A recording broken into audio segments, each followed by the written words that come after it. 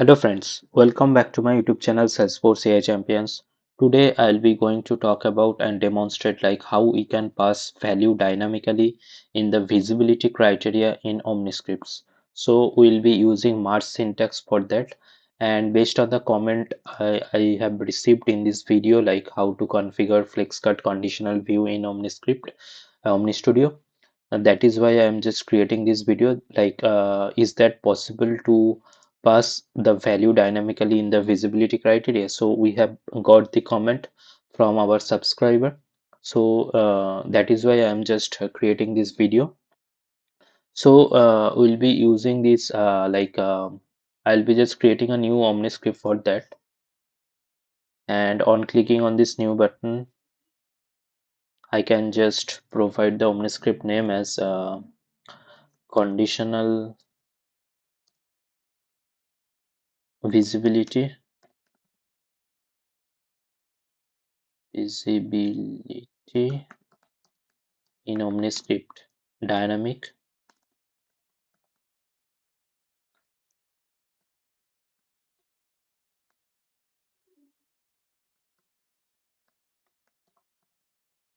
So this will be our type and subtype for the OmniScript, and I'll be just click on save.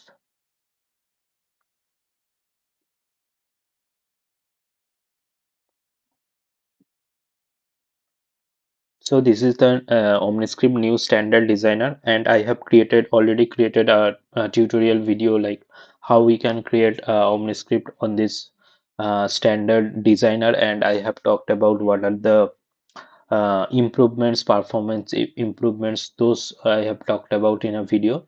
So I'll be adding that tutorial link in this video description, as well as I'll be adding this tutorial link like how we can configure that conditional view in the FLEXCARD as well, in this video description as well. So in the step element we can just put some few fields to show. I'll be just demonstrate first how the simple conditional view works. Then I'll be just talking about how we can make that conditional view value as dynamic using March syntax. So in the step element, I can just drag and drop few elements like this text area. We can just uh, place for the case subject. So let me just I'm not going to create the case, but I'll be just adding few fields so that we can just display those conditions. So now we can just drop select element for case priority and case status. So let me just provide case priority,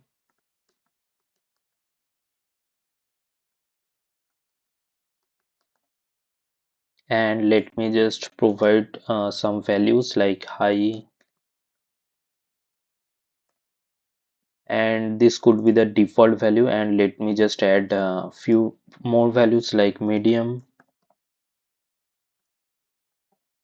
and finally we can just add low.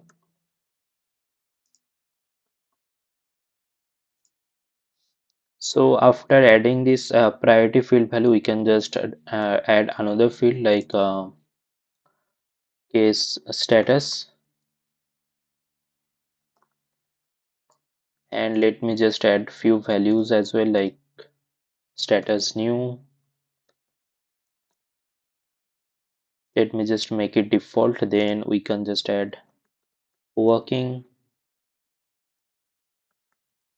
and finally we can just add escalated.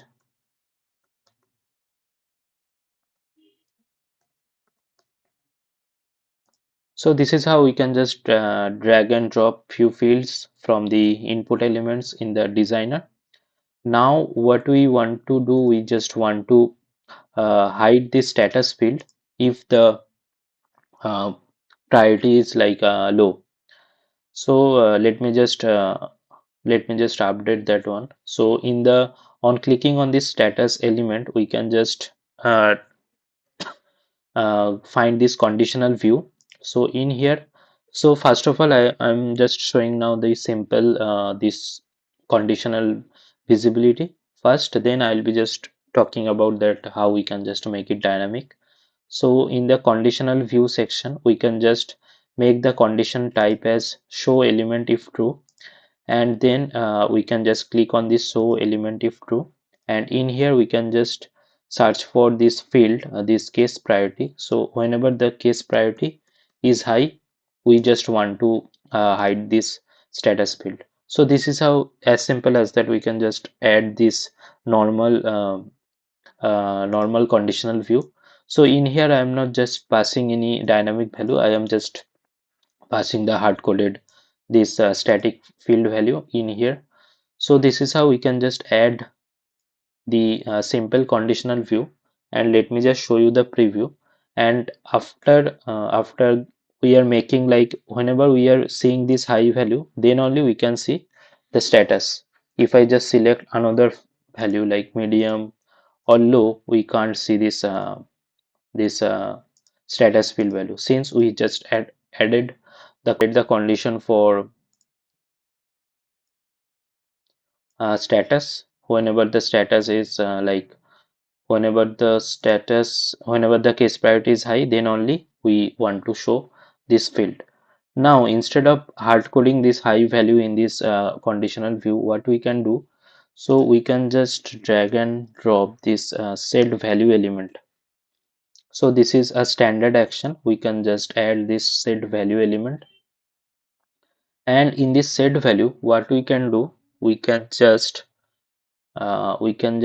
click on this set value, like we can just make a value, a constant value, we can just construct using the key value pair. So let me just click on this add element value, and in here we can find that this like, let me just make like race priority sb, so making the element name of the key as this case priority sb set value, and let me just provide the value high here. So this is how we can just add this key value pair in here. So we just need to provide the element name and the value. So now I will reference this one, like this case priority sb in the value field. So in the conditional view, I will just come back in the conditional view again. So instead of passing this directly the high value in here, we can just need to provide the merge syntax, and within the merge syntax we can just provide the element name for the uh, key of the set value element. So this is how we can just make the value dynamic, and we can just click on save, and let me just preview it once again.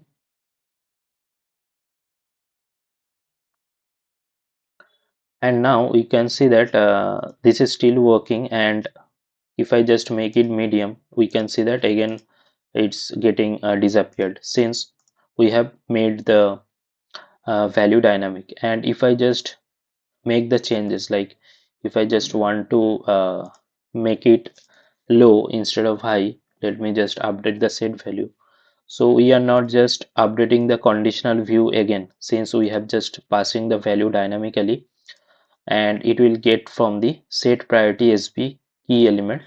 And if I just preview again, and now we can see that whenever the status is low, then only this whenever the priority is low, then only this status field will be shown. Now we can see that whenever this priority is high, so that is why the status field is not showing. And if I just make it medium, we can't see.